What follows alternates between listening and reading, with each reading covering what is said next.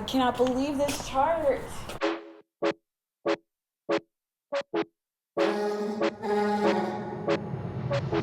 Hey witches, I'm Eadig and welcome back to my channel. Welcome back to a new year. I'm so excited for this new year.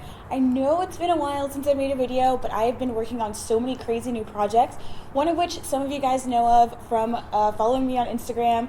If you haven't followed me on Instagram, just do it right now because that's where I'm going to give you all of the updates for my new project as soon as possible, which is going to be launched in March. In this video, I'm going to be reading my Geomantic chart for the entire year. I did this last year, but I didn't make a video about it, so I think it's really important for you guys to see kind of what my life may or may not become within this year. I did it last year, like I said, and it revealed a lot. And a lot of what it was saying actually didn't happen until the last months of the year. So I was kind of a little discouraged, and then I realized, holy crap, it's actually right. So I want to do one for this year to see if my vision for this year will come into fruition. The only thing about it, it doesn't really tell you when it's going to happen, it just tells you that it's going to happen. So with Geomancy, if you don't know what Geomancy is, definitely check out my Geomancy For Beginners video. It'll give you a gist about Geomancy and what it's all about. I'm also going to continue making my individual videos about each of the Geomantic symbols. There's only 16 of them, so it's not that daunting. So let's do this. I'm going to be using a deck of cards, which is probably the easiest way to do it. So I'm going to be laying these out by doing 4 rows of 4. One row represents one symbol, another, and so on and so forth. And I'm going to be creating this entire Geomantic chart and showing you guys how I interpret it for what's going to be happening in my year. So I'm going to be drawing these cards, and I'm just going to be focusing on my question at hand, which is basically, what will my year become? What should I expect this year? Or what should I expect this year?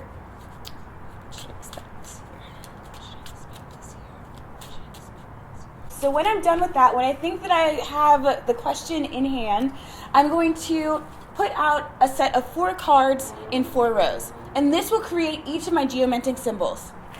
So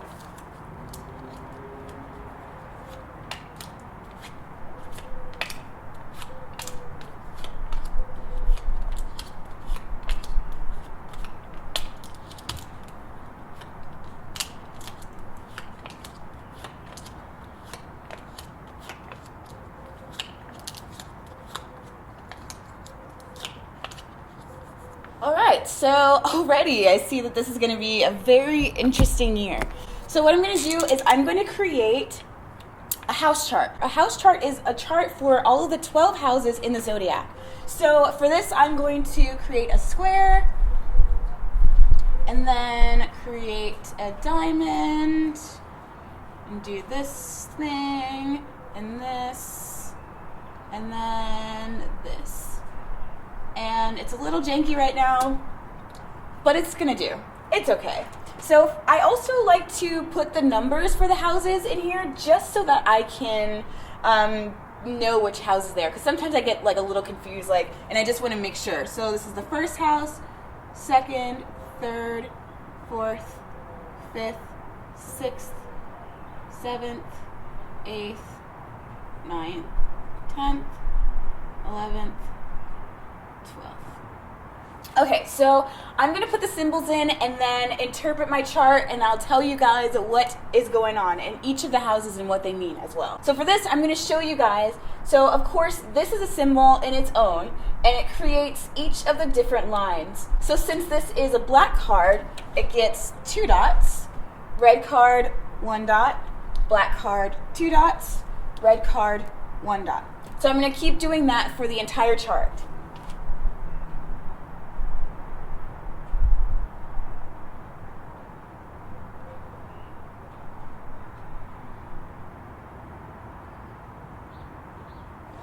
Okay. Interesting. Now I'm going to combine all of these and get the rest of the symbols. So for the 5th house, I'm going to create 2 dots for the first line of the first house. Second house, the first line is that. Third house, the first line is that. And the 4th house, the first line is that. And I'm just going to keep going down to each of these until I get up to the 8th house.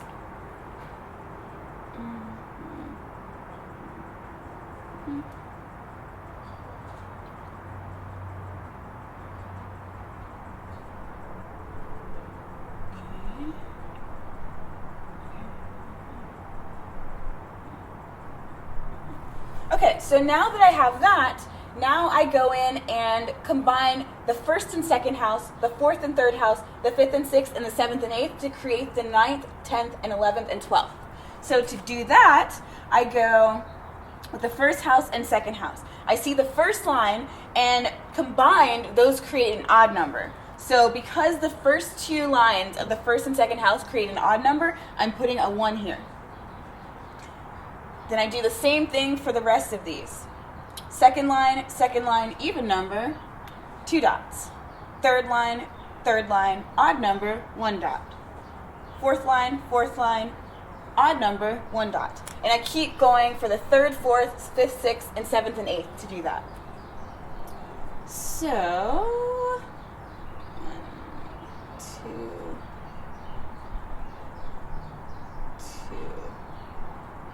oops, let's do that again. 1, 2, 1. Okay, now 5th and 6th. 1, 2, 2, 1. Oh, fuck, that's not good. All right. Okay. 1, 1,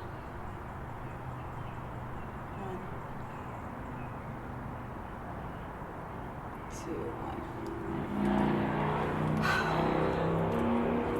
All right, I can already tell you that this is going to be an interesting year.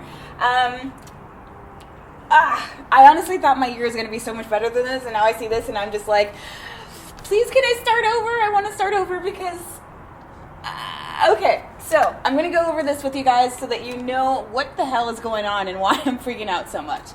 All right, so we have the first house, which is my here and now, what's going on right now. This is the house of just like me right now. And this is the symbol akazishia, which means gain. It means that I'm gaining something in my life, whether it's friendships, whether it's job, money, anything like that. I'm gaining something. I'm starting something new. This is my fresh start for the new year. So this is the second house of your money, of your investments and stuff like that. And this is actually a symbol called Kata Draconis, which means dragon's tail. Basically, it's ending something. Something's ending. Something is not happening. Something is just going to end. So something with my money and investments is going to end. Maybe it's my bad habits with money. Maybe it's my good investments, like I don't know, but it's something that's happening with my money is just like, just stopping, kaput. We have the third house, which is your house of neighbors, brothers and sisters, people close to you right now in your like environment. This is Fortuna Major. This is actually one of my favorite symbols. It means that things are happening. I'm getting things that I want without really needing to try or anything like that. So that's a good thing. I'm gaining a lot of interesting people in my life, which makes sense because I live in a co-living space, so things are going great, and they're going to continue to go great, which is great. We have our fourth house here, which is kind of like the end-all be-all of a reading, but I'll tell you about that a little later. This is the house of your moving situation, anything that you're going to do, like if you're going to move or anything like that. This is the symbol Amicia, which means loss. It means that maybe I won't be moving this year like I thought I would. Maybe I'm just going to be staying in the same place, which is interesting because I have really no reason to move anyways, so cool. We have our fifth house here, which is of your sexual relationship or parties or anything like that. This is a symbol, again, akazishio, and that actually coincides with my here and now, my first house. So I'm going to be gaining a little bit of fun. If that means I'm going to have kids this year, then moving on. We have the sixth house here, which is of illnesses, but it's also of people that work for you or anything sort of like service professionals, like someone that does your hair, mechanics, anything like that. And this is Fortuna Minor, which, I mean, it's kind of like Fortuna Major where it's you're gaining something, but it's like the opposite of it. It's kind of like you're gaining something, but you might need help in some sort of situation. That's interesting because the sixth house kind of scares me because it is the house of illnesses. So I'm hoping I won't gain any illnesses because normally when you're in a good house, like where it's like, oh, your house of friendships or something like that, your house of money, you want Fortuna Minor or Fortuna Major because you really want to gain that. But in the house of illnesses, it can be a little scary because it's like, oh, well, now I'm gaining something rather than maybe Cottage would be good in that sense because you're losing something. You're losing that illness. You're losing whatever. This is saying that I may be gaining something. Maybe I'll be gaining people that work for me. I hope so. But if not, then that's a little bit of a scare.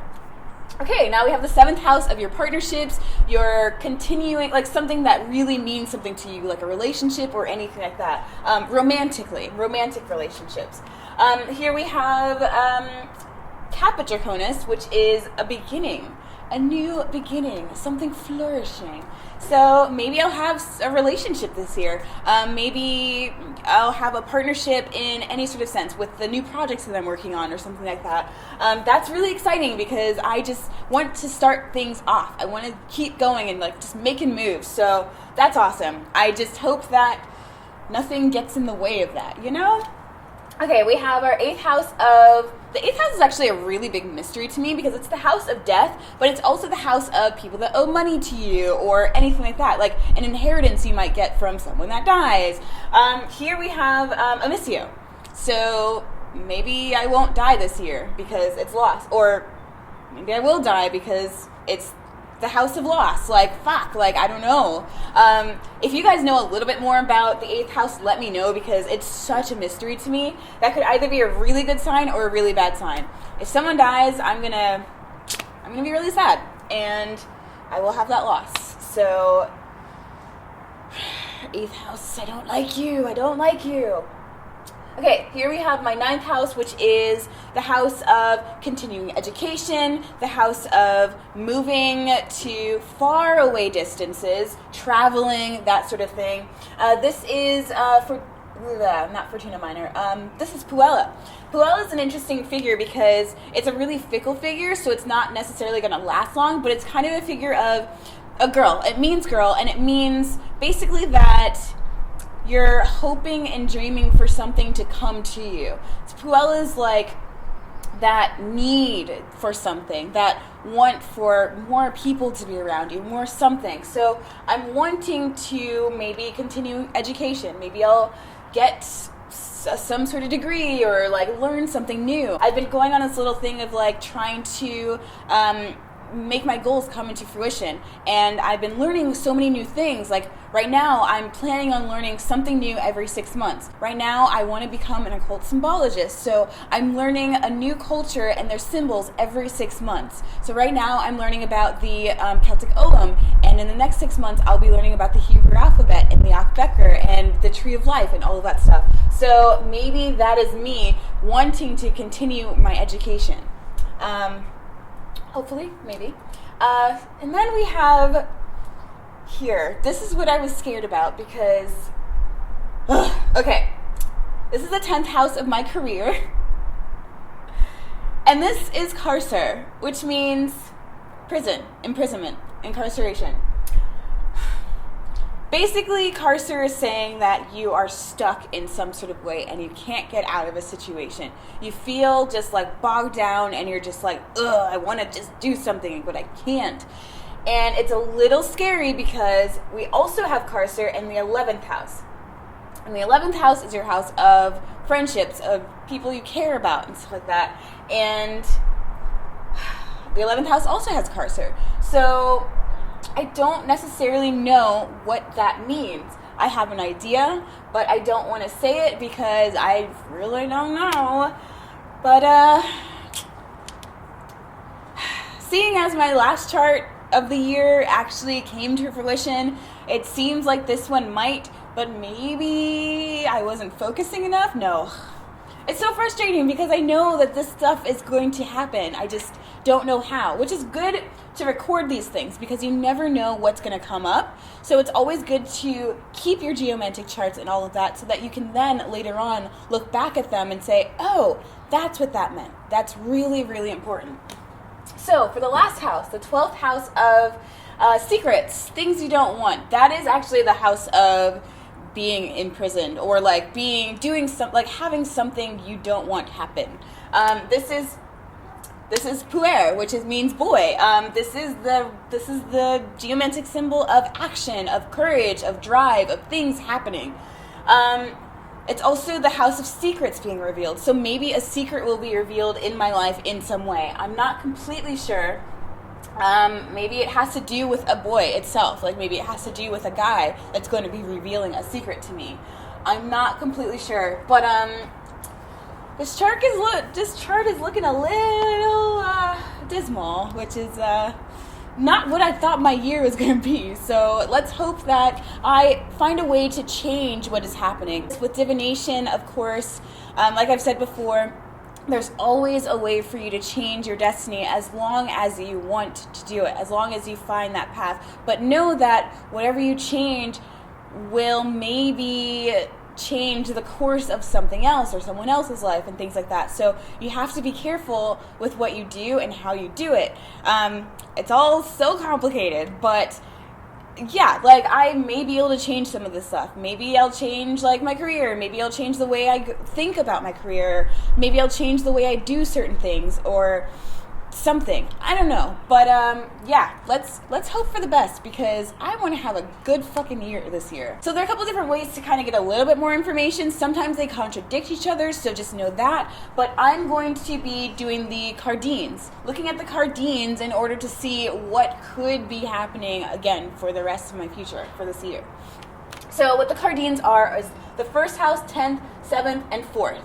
What you do is your first house is your here and now, your 10th house is the middle of the situation, 7th house is the end result, and the 4th house is the end result of the end result.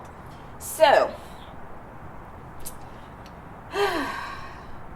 we read the first house, which is my here and now. I'm gaining things that I need, which is fucking awesome, and I love it. The 10th house here we have carcer, which of course means that I'm going to feel stuck and bogged down and just, for some reason, I don't know why. But then we have the 7th house here, which is the end result. That is me doing my thing and just like getting what I want. This is Caput Draconis. Like this is the new beginning that I've been waiting for, that I've been wanting to have, and it's going to be awesome, hopefully. And then we have here, which is the 4th house. The 4th house is the end result of the end result, and this is a missio. So a missio can mean loss, which is just like, oh man, like how is that the end result of like my new beginning? But a missio also symbolizes the loss of your heart, which basically means like falling in love, like losing yourself in love. So maybe in some way I will fall in love this year. Fucking A, like we'll see. I will keep you guys posted on that because this chart is just, it's back and forth for some reason, and I don't know why. Maybe it's because I'm a little back and forth right now. I don't exactly know what I want. But, yeah. Another form of getting more information for your Geomantic chart is doing the left witness, the right witness, and the judge. This is kind of their past, present, and future. So for this, right witness, judge, left witness. Okay, so for this, I am going to combine the 9th and 10th to get the right witness, the 11th and 12th to get the left witness, and the judge is going to be the combination of the left and right witnesses. So the right witness is going to be my past, how my past kind of like coincides with what's happening right now, and how it just makes everything happen right now. So we have 10th and 9th house, so we're going to combine these two, double, double, single, double. Okay, and then the 11th and 12th, we're going to do double, one, double, double. Okay? And then with those, we're going to combine the two to create the judge, which is our present situation. And how the past and future coincide together to create my present situation. So, double, single, double. Interesting. Okay. So we have the right witness, which is my past. That is albus, which means white. It symbolizes a purity, but also symbolizes being stuck in your head a little bit too much. It's like you're thinking and coming inward and like kind of creating this like oneness with yourself, but also it can be a little dangerous because if you think too much, if you're just too much in your head, then that can create some sort of hurt in a way. So, I mean, all this is generally a good symbol, but it can be very, very weak, and it can mean that you might need help from other people in any given situation. So, I mean, that kind of makes sense. Like, it kind of has something to deal with my podcast and why I created it and all this stuff as well. So that's interesting. We have the left witness, which is the exact opposite figure, which is ridiculous. The left witness is your future, and my future is telling me that I'm in the danger zone. So the left witness is Rubeus, which is red. Rubeus symbolizes passion, fierceness, crazy, like, like sexuality, all of that stuff. But it also is so dangerous. They say that it's good in all things bad and bad in all things good. So I'm going to experience some sort of danger or passion, hopefully passion, but it also can symbolize violence and all of that stuff. So, like, what the fuck? What is this here? Like, I don't get it. I'm so confused. But those two combined create my current situation, which is the judge. The judge is the judge is conjunctio, which is actually one of my favorite symbols because it represents two opposing forces that create one. It symbolizes a conjunction, a meeting, something like that. You guys know how I am with alchemy, how I think of the sun and the moon combining together to create this balanced whole. I have the sun and the moon here with these pendants in my hair. This is a powerful symbol, meaning that you are going to have a meeting. You are combining your forces with someone in order to create the life that you want, in order to create something that you want in a good way. So that totally makes sense. I'm doing that. I'm working with people. I'm creating things with people. I'm doing that. But for some reason, this is telling me that in my future, something dangerous may happen. But it could represent the passion that I have for these projects and how I'm just going to rev through them. We'll see.